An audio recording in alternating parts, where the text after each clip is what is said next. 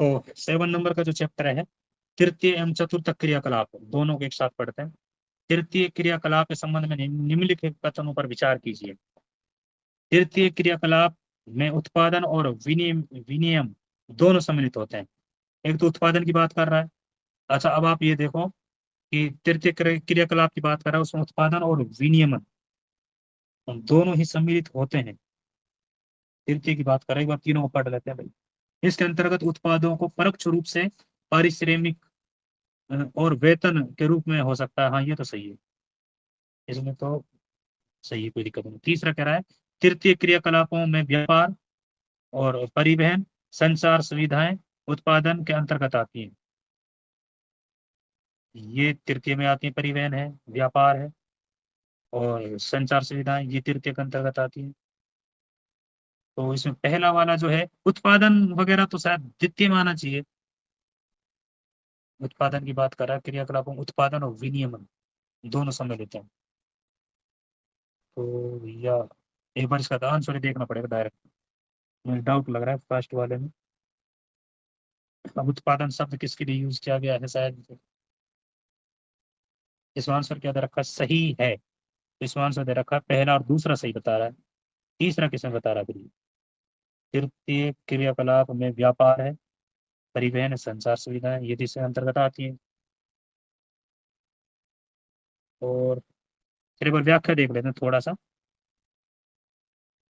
तृतीय क्रियाकलापों के उत्पादन और विनियमन दोनों सम्मिलित होते हैं, अतः जो है कथन प्रथम सही है।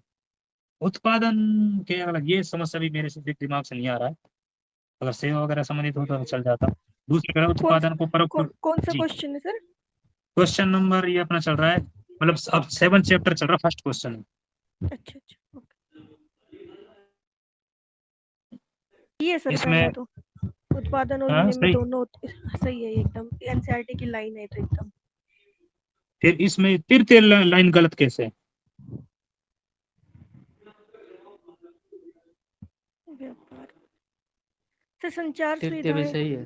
सही है सर, पर इसी में आता है संचार सुविधाएं। हाँ, इसने आंसर गलत बता रखा है फिर। इसमें है नहीं ऑप्शन, मतलब उस हिसाब से ये तो फर्स्ट बता रहा है, इसमें पहला दूसरा सही बता रहा है। भाई तीसरा वाला तो मुझे बिल्कुल सही लग रहा है, कोई दिक्कत नहीं है। दूसरे वाले में जो ये बता रहा है भाई, पारिश्रमिक और वेतन जो दिया जाता है परोक्ष रूप से, तो ये चीजें हैं। एक बार थोड़ा सा तीनों और देख लो, सही है चलो सर।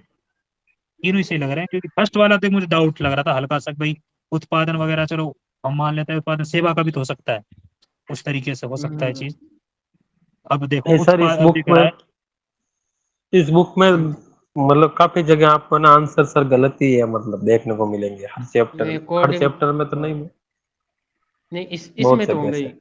क्यों, इसमें क्या है, तृतीयक व्यवसाय वही है सर। अब हम जो कुलदीप सर वाले पढ़ते हैं ना, और इसके अलावा दूसरे पढ़ते हैं ना, वो क्रॉस होते हैं यहाँ पे आकर इस तृतीय सेक्टर में। क्योंकि तृतीय सेक्टर को ना चतुर्थ सेक्टर को इसने तो अलग अलग माना नहीं है, परंतु वो तृतीय प्रत्यक्ष और अप्रत्यक्ष में वहां बंट जाते हैं, तो इस कारण से फिर ये व्यापार, परिवहन और संचार इसने इसको बाहर निकाल दिया। अकॉर्डिंग टू एनसीईआरटी तो सही है ये। बिल्कुल सही है सर। ये दिक्कत इसलिए आ रही है क्योंकि ये मतलब ट्रांसलेशन का एरर, जिसमें वो मूर्त शब्द है ना, हम्म, उसकी वजह से पूरा मामला गड़बड़ हो रहा है। जबकि इंग्लिश में उसकी जगह अमूर्त आना चाहिए था। हम्म। फिर क्या करें इस चैप्टर का? नहीं, हम पढ़ने निकाल ही लेते हैं। करोगे तो क्या सर। हाँ पढ़ दो। पढ़ने बात में नहीं यार सर, मजा हमें नहीं आएगा हमें यार। पता तो चल रहा है कि हमारे कॉन्सेप्ट क्लियर है। हाँ, उसकी वजह से सर ये फिर कॉपी फिर पेस्ट कर आंसर फिर देते हैं इसमें चलो इसलिए। देख लेंगे अपने हिसाब से। दूसरा नंबर हाँ क्वेश्चन पढ़ लेते हैं, चलो हाँ, जो अपने हिसाब हाँ से जो चीजें होंगी अपने हिसाब से करते रहेंगे, कोई करते चीज भी जाए, गलत हाँ होता है ना। चाहिए। हम्म। हाँ सर, जो सही सही है वो तो सही रहेगा ना, उससे क्या फर्क पड़ेगा। हाँ, क्योंकि अब ये क्या मानता है इससे हमें क्या मतलब। हम्म। हाँ बिल्कुल। ठीक है। अब क्वेश्चन नंबर 2 पर आ गए हम। मानव संसाधन सेवा सेक्टर में महत्व नहीं रखता है। मानव संसाधन क्या सेवा सेक्टर में क्या नहीं रखता, महत्व नहीं रखता? मानव संसाधन, मानव संसाधन में एक है। व्यक्ति होता है, काम करता है जो, नॉर्मल सी बात है। तो फिर ये तो मतलब गलत हो गया। गलत है, क्योंकि भाई मानव संसाधन ही तो कर रहा है सारे काम। हम्म। आगे कहता है तृतीय की अपेक्षा द्वितीय क्रियाकलाप कार्मिकों की विशिष्टता, कुशलता, अनुभव और ज्ञान पर अत्यधिक निर्भर करता है। तृतीय की अपेक्षा द्वितीय, ऐसे कैसे हो सकता है? तृतीय ज्यादा करेगा। अनुभव ज्ञान हाँ, वगैरह की बात करेगा, ये भी गलत ये है। भी गलत है, तो दोनों गलत हो। ठीक है, एक बार थोड़ा सा आपको रीडिंग करो, मैं थोड़ा सा पानी वानी पी लेता हूँ। क्वेश्चन नंबर 3 से आप स्टार्ट कर सकते हैं कोई भी। क्वेश्चन नंबर 3 है, निम्न में से कौन सा तृतीय सेक्टर का क्रियाकलाप नहीं है? तृतीय सेक्टर का, अब यहाँ तृतीय सेक्टर को बांटा नहीं है प्रत्यक्ष और अप्रत्यक्ष में, सिर्फ देखना है, बस आपको सेवा सेक्टर ही याद रखना है। तृतीय सेक्टर का क्रियाकलाप नहीं है, व्यापार है, मछली पकड़ना नहीं है, प्रथम न था, दूर संचार है, और बीमा बैंकिंग प्रणाली है वो इसमें है, तो बी है वो नहीं है। ठीक है, मछली पकड़ना, कृषि करना, और जो जूमिंग कृषि वगैरह है, तो वो सारे प्राथमिक सेक्टर के ही हैं, उद्योग धंधे सेक्टर में आ जाते हैं। नंबर 4 क्वेश्चन है, निम्न में से कौन सा एक तृतीय क्रियाकलाप है? तृतीय क्रियाकलाप है बुनाई करना, बुनाई कपड़े की जैसे बुनाई होती है, जैसे हाथों से बनते हैं वो बुनाई करना, और आखेट शिकार करना, और नंबर 3 है संचार, और 4 नंबर है वस्त्र निर्माण। ठीक है, 3 नंबर हो जाएगा तृतीयक में। बुनाई और चिनाई वगैरह, जैसे चिनाई का नाम भी आ जाए ना, तो जैसे मजदूर लोग हैं वो जैसे मकानों का निर्माण करते हैं, तो वो निर्माण करते हैं, इसके कारण वो प्राथमिक में ही आएगा सारा। बुनाई है, चिनाई है, आखेट है, वस्त्र का निर्माण है। वस्त्र निर्माण तो द्वितीयक में आ जाते हैं, आखेट प्रथम में। ठीक है, नंबर 5 है, निम्न में से कौन सा एक चतुर्थक क्रियाकलाप है? चतुर्थक क्रियाकलाप है, यानी कि सेवा सेक्टर से ऊपर हो गए हम। उसके बाद में सूचना का संग्रहण, मौद्रिक बैंकिंग, मुद्रण मीडिया, और इंटरनेट। इंटरनेट सेवा सेक्टर का है, तृतीय का है।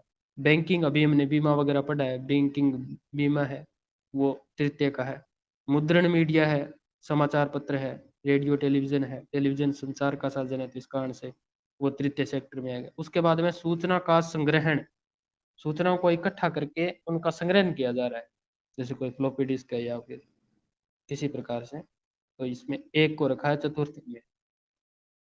एक थोड़ा सा केस में देख लेते हैं। चतुर्थ क्रियाकलाप अनुसंधान और विकास पर केंद्रित होते हैं, तथा विशिष्टीकृत ज्ञान, प्रौद्योगिकी कुशलता और प्रशासकीय समर्थन से संबंध सेवाओं के उन्नत नमूनों के रूप में देखा जाता है। सूचना का संग्रहण करना, उत्पादन और प्रकीर्णन करना, प्रकीर्णन यानी कि उनको चारों दिशाओं में फैलाने से संबंधित है उत्पादन को, आदि चतुर्थ क्षेत्र के क्रियाकलाप हैं। मौद्रिक बैंकिंग, मीडिया, इंटरनेट तृतीय क्षेत्र की। ठीक है, नंबर 6 क्वेश्चन है, निम्न में से किस प्रकार के क्रियाकलाप, यानी कि निम्न में से किस प्रकार के जो क्षेत्र के क्रियाकलाप है ना, वो अंदर उच्चतर स्तर के निर्णय लेने के लिए, उच्चतर स्तर का निर्णय कौन लेता है? जो पंचमक होता है, निर्णय का निर्माण करने वाले शामिल होते हैं तृतीयक, चतुर्थक, द्वितीयक और पंचमक।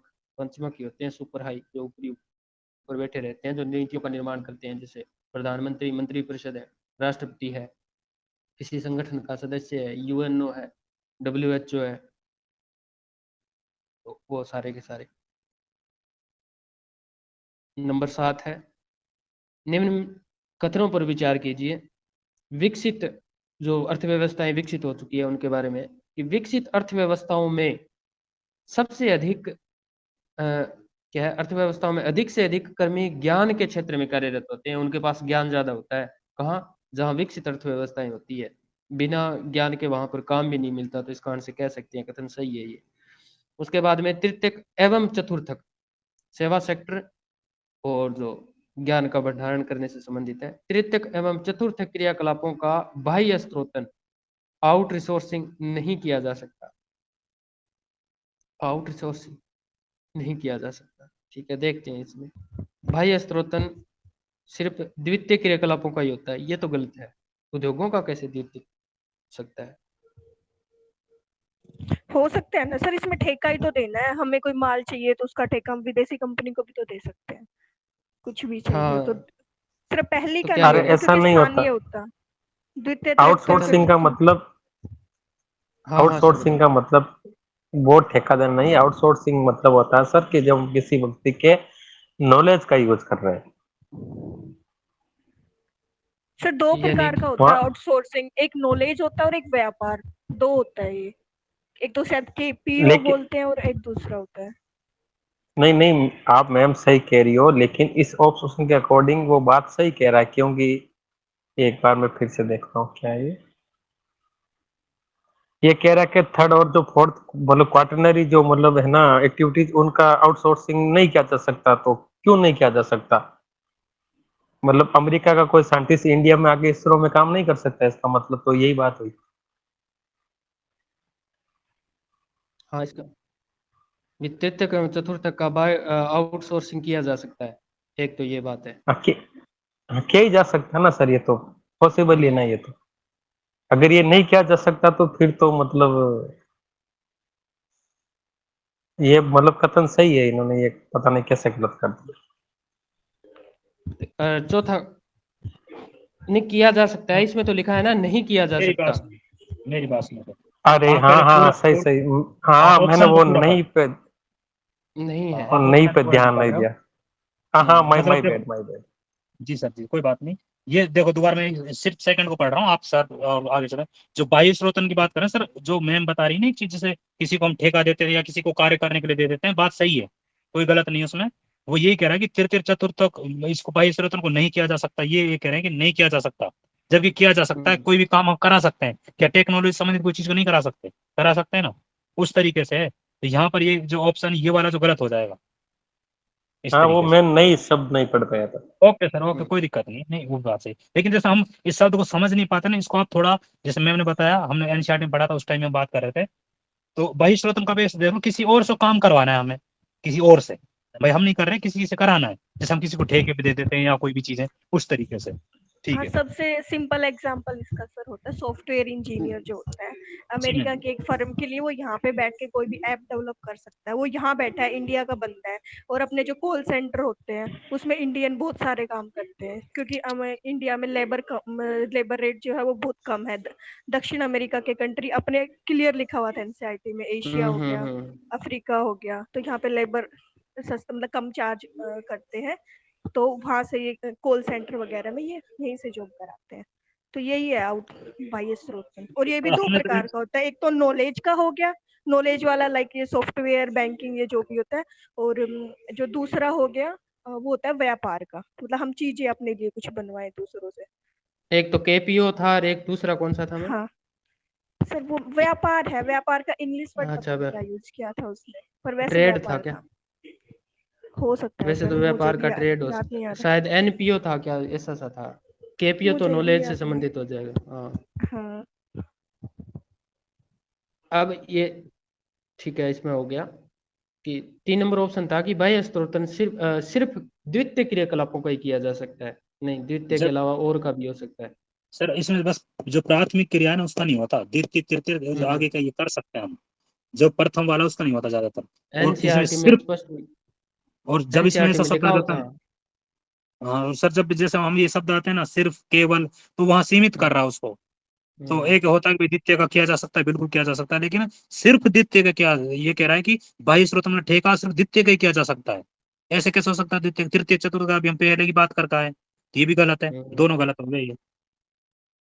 नंबर 8 क्वेश्चन है, निम्नलिखित कथनों पर विचार कीजिए। नंबर 1, संचार सेवाओं में शब्दों और संदेशों तथा तथ्यों का प्रेषण ही सम्मिलित है। शब्द है, संदेश है और तथ्य है संचार में।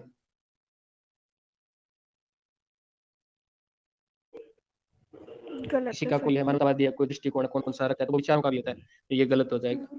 नंबर 2 है, सड़क जो दो नोडों को जोड़ती है योज्य कहलाती है। सही दो है। नोडों को जोड़ती है, हाँ बिल्कुल सही है। नोडीय बिंदु थे ना, जो बड़े व्यापार के केंद्र थे, वो नोडीय बिंदु के रूप में थे। तो केवल कथन 2 सही है, 1 नंबर का गलत है। उसमें अगर लास्ट वाला दो छोटा सा नहीं लिखता तो कुछ एक और बातें हो सकती थी। नेक्स्ट है 9 नंबर क्वेश्चन है, निम्नलिखित कथनों पर विचार कीजिए। नंबर 1 है, ग्रामीण विपणन केंद्र में व्यक्तिगत और व्यावसायिक सेवाएं सुविकसित नहीं होती है। ग्रामीण विपणन केंद्रों में व्यक्तिगत और व्यावसायिक सेवाएं है ना, वो सुविकसित नहीं होती है। कथन सही है ये। नगरीय में ज्यादा होती है क्योंकि वहां प्रतिस्पर्धा होती है, यहाँ प्रतिस्पर्धा नहीं होती है। 10 साल तक एक ही प्रकार का एक ही जैसा रूटीन चलता रहता है। उसके बाद में आवधिक बाजार होते हैं, यानी कि मासिक जो बाजार गांव में लगते हैं या शहरों में लगते हैं, अपना माल बेचते हैं। आवधिक बाजार नगरीय क्षेत्रों में नियमित रूप से लगाए जाते हैं। नहीं, आवधिक बाजार ही 15 दिन में, महीने में, वो बताया था ना सेल आती है, संडे टू संडे सेल आती है, हर 15 दिन बाद में एक बाजार लगता है। तो आवधिक बाजार नियमित रूप से लगाए जाते हैं। हाँ, हो सकता है नियमित, नियमित ही तो होता है ना, हर महीने लगता है तो नियमित हो गया। चलो देखते हैं इसमें। तीसरा कथन कहता है कि नगरीय केंद्र विनिर्मित पदार्थों के साथ साथ, कौन से नगरीय केंद्र होते हैं, विनिर्मित पदार्थों के साथ साथ विशिष्टीकृत बाजार भी प्रस्तुत करते हैं। हाँ, ये बिल्कुल सही है, ये तो बिल्कुल ही कथन सही है। निम्न में से कौन से कथन सही नहीं है?